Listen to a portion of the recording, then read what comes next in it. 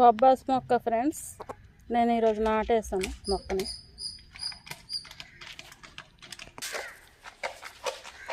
ఇది ఒక బొబ్బాస్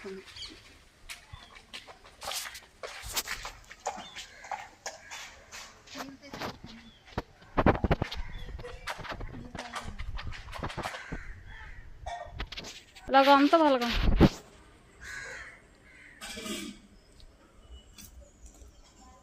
ఇది మా తోట అండి. మా అమ్మ నాన్న నాటారు, ప్రేమగా పెంచుకున్నారు. ఇప్పుడు మా అమ్మగారు ఎప్పుడు భూమి పనులే చేస్తారు. ఎంత కష్టపడుతున్నారు చూడండి. ఇప్పుడు కూడా మళ్ళీ బొబ్బాస్ పండు మొక్కే నాటుతున్నారు. చూడండి, మొక్కలు పెంచ